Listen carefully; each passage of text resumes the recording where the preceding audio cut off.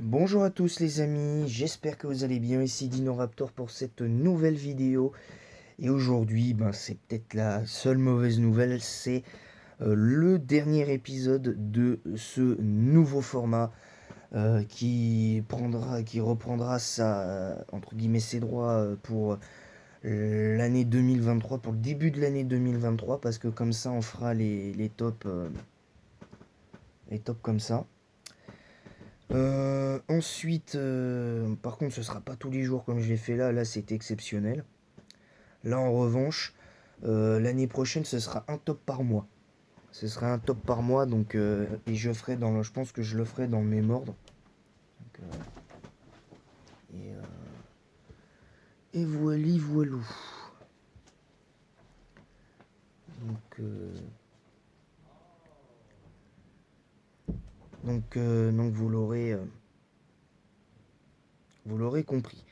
Alors aujourd'hui, comme c'est le type fée, il n'y aura que 3 Pokémon de type fée à citer. Donc ça va être extrêmement rapide cette vidéo, je vais pas vous mentir, ça va être peut-être le top le plus court, évidemment. Même si sur un seul de ces Pokémon, je vais pas vraiment m'étendre sur le sujet. C'est sur Azumarill, et on va commencer directement avec Azumarill. Alors pourquoi directement Azumarill plus que Melodelph ou Mega Altaria ou d'autres? Parce que vous auriez raison. J'ai choisi Azumarill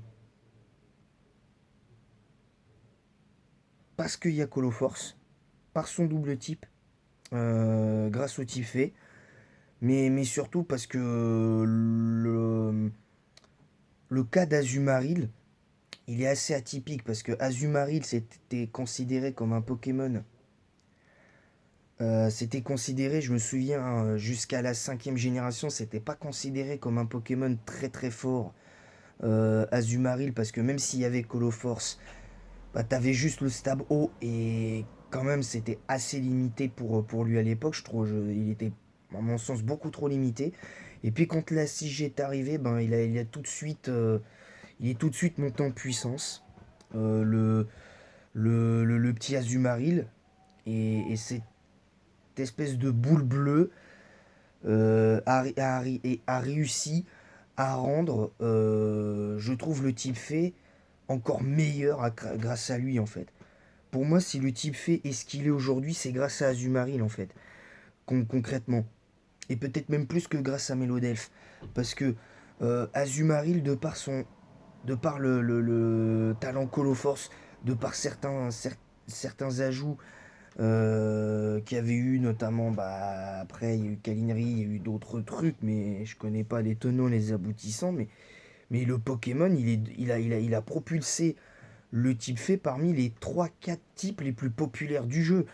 Même si sur le plan stratégique, si on parle là pour le coup uniquement stratégique, le type fait est dans les deux trois meilleurs types du jeu, hein, avec le type dragon et le type acier. Hein, faut le dire. Donc il y a quand même beaucoup de choses. Donc c'est un petit peu ça en l'état actuel des choses. Mais pour parler clairement d'Azumarill, je vais pas m'étendre sur le sujet, comme je l'ai dit, parce que Azumarill, c'est un Pokémon que beaucoup, hein, ceux qui sont abonnés à ma chaîne, connaissent Azumarill. Vous avez dû le jouer, vous avez dû voir le talent Coloforce, et ce que ça faisait comme dégâts sur la plupart des Pokémon. Et quand tu places ton Azumarill, ça fait extrêmement mal.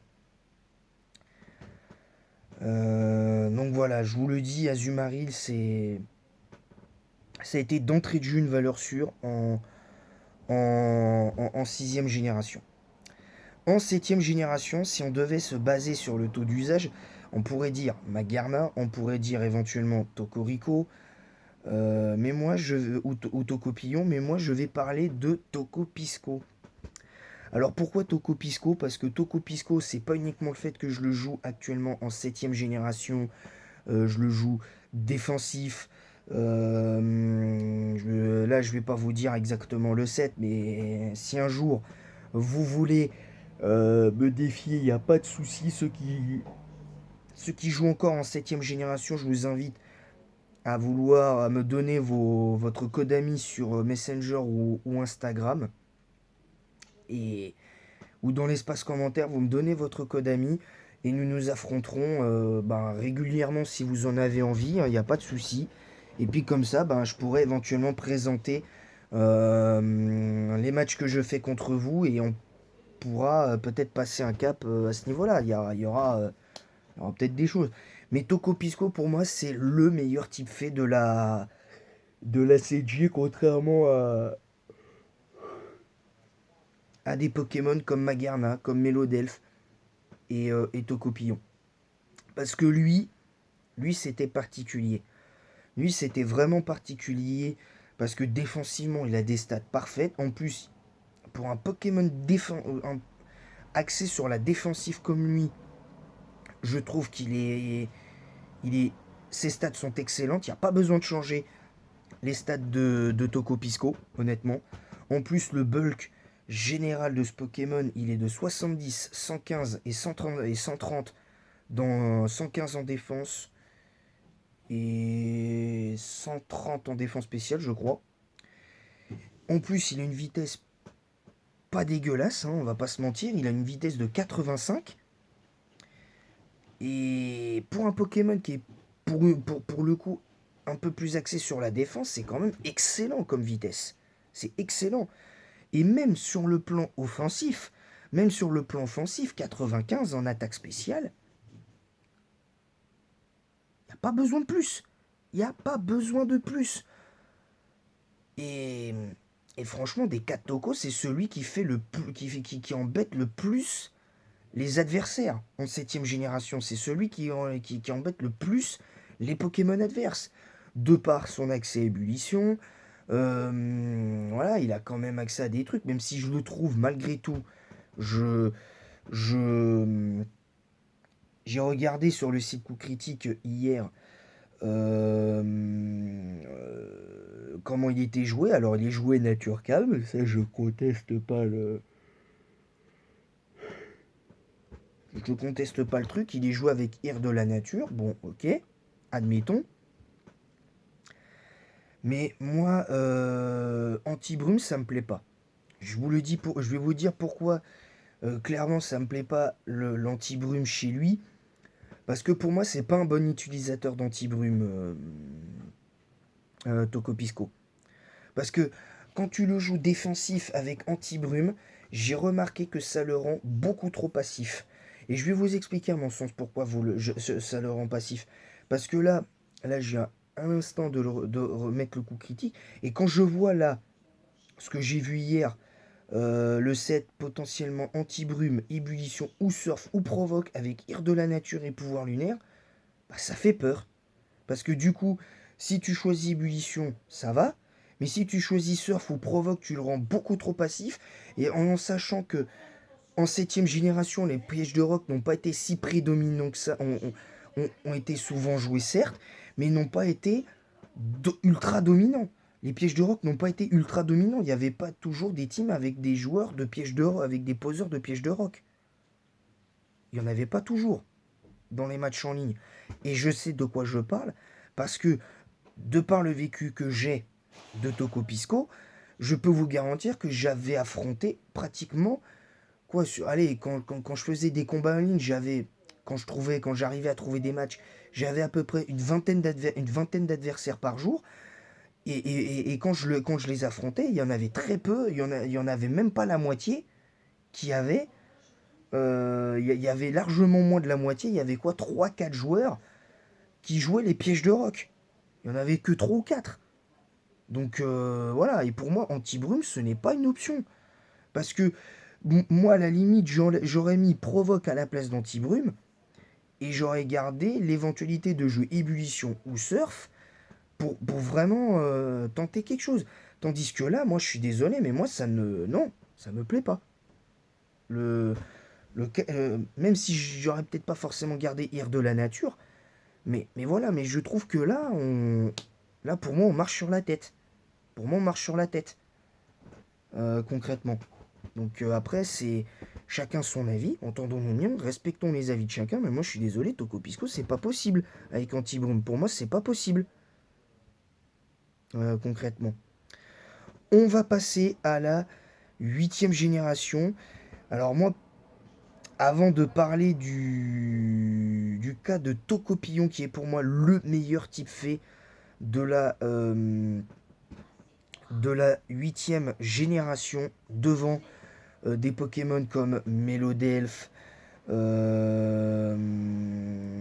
devant pour moi des Pokémon comme Melodelph, et, Tokopisco, euh, Tokorico, etc.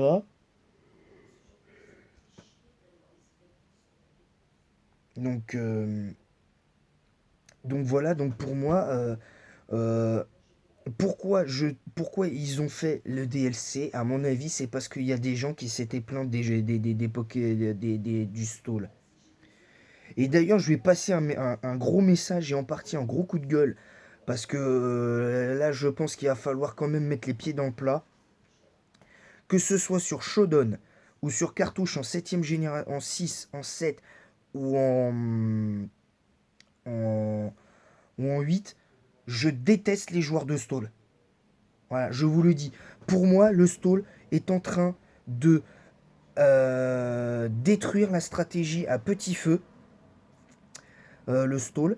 Et comme on limite souvent dans dans les tournois, il me semble, dans le VGC, je sais pas si c'est autorisé au VGC, mais il me semble que tu as le droit à un Uber par team.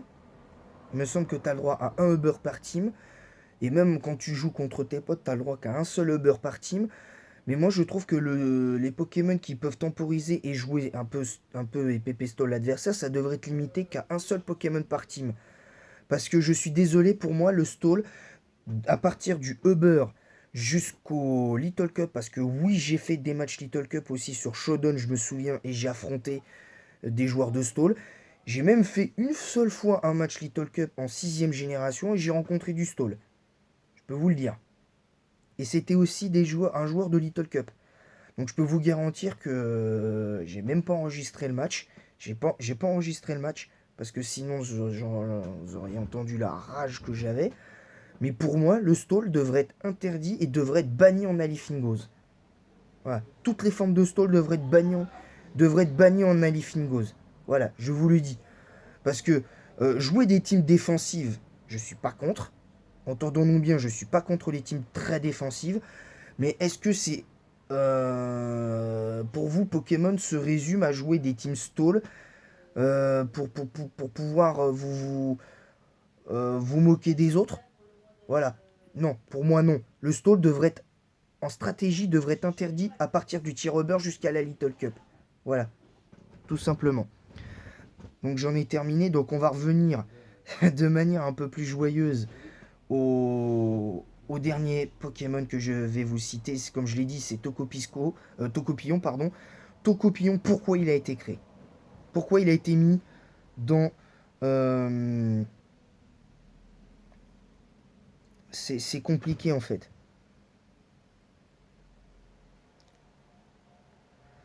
Ce que je veux dire, c'est que Tocopillon, il est apparu avec les autres Tocos au DLC pour contrer les Team Stall. Et pourquoi il contre les Team Stall? Parce qu'il y a Choc-Psy, il y a Plénitude, il y a Provoque, et etc., etc. Enfin bref, il y a des choses qui sont importantes. Mais ce que je veux dire, c'est que le Pokémon en lui-même, pour moi, la plupart des Team Stall, et je vais pouvoir vous le dire, je le confirme, je peux le confirmer, j'ai testé Tocopillon en regardant évidemment les futurs coéquipiers que je pouvais faire. Et, et j'ai fait deux teams différentes, je me souviens, sur Shodan. J'avais fait une team avec Itran, qui était un des meilleurs coéquipiers pour trapper, pour aider Tocopillon à détruire les Team Stall. Et j'ai fait une autre team avec Magnézone pour empêcher tous les autres Pokémon de type acier et potentiellement Stoller de faire des conneries, de faire des bêtises sur Tocopillon. Alors c'est pour ça que Tocopillon, pour moi, il a été fait pour contrer les Team Stall. Et pour moi, c'est un des seuls Pokémon du jeu en 8ème génération à pouvoir contrer le Stall. Je vous le dis. Voilà, tout simplement. Et après, s'il y a des joueurs de stall dans mes abonnés et qui disent que ouais, non, le stall c'est bien, mais il faudrait effectivement le modérer, je peux comprendre. Ça je peux l'entendre. Mais si on a, ils disent ouais, non, si on a, ils sont pas d'accord avec ça et qui sont insultants, vous verrez votre chaîne YouTube signalée et commentaires supprimés. Je vous l'ai déjà dit. Encore une fois, c'est la règle de ma chaîne YouTube. Parce que sinon, vous allez avoir des ennuis, les gars. Aux yeux de YouTube, attention. Je vous le dis, attention. Voilà. Sur ce, je vais vous laisser parce que moi j'en ai terminé avec le cas de Tocopillon parce que pour moi c'est le meilleur type fait de la 8ème génération. Parce que vous aurez beau me dire ouais mais Melodelf, il y a Garde Magique, Melodelf inconscient, Melodelf machin, il y a Tokorico, il y a ceci, il y a cela. Non. Pour moi c'est non. Ces Pokémon là sont peut-être extrêmement forts, mais pour moi n'arrivent pas à la cheville de Tocopillon. Parce que je suis désolé, même avec un Pokémon avec inconscient, j'ai fait la vérification, même un Marest, ne fait pas le poids face à Tocopillon. Même Marest ne fait pas le poids. Je vous le dis.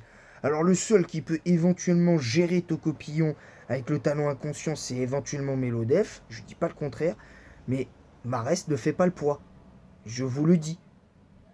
Voilà, tout simplement. Sur ce, j'espère que cette vidéo vous aura plu. En attendant la prochaine vidéo, la prochaine vidéo, du coup, ce sera, du coup, on pourra refaire le retour des let's play à partir de lundi prochain, du coup. Mais pour ce week-end, je pense pour dimanche, je ferai le retour de mon format Strat 7ème génération, en attendant de trouver quelque chose. Et puis, voilà quoi. Sinon on verra ce qui se passera. Donc on verra ce qui se passera.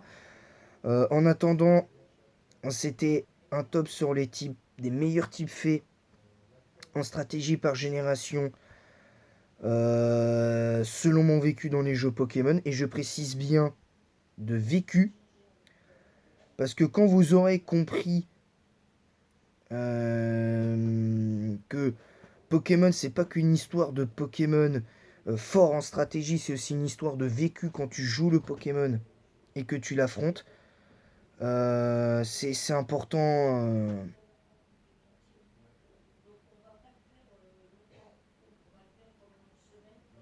C'est important, je trouve, à ce niveau-là.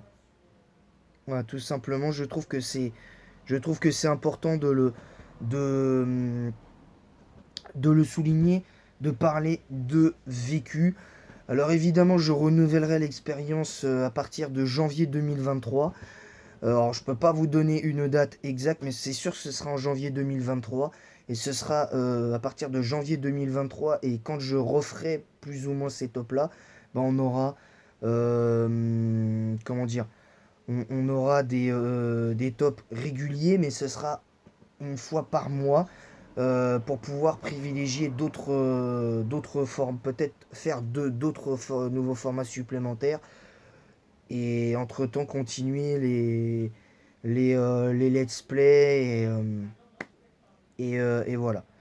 Voilà, sur ce, je vous laisse. J'espère que cette vidéo vous aura plu. C'était le dernier épisode de ce nouveau format. J'espère qu'il vous a plu. Moi, ça a été cool. Ça a été très très cool. Et en attendant la prochaine, je vous dis à bientôt et vive Pokémon.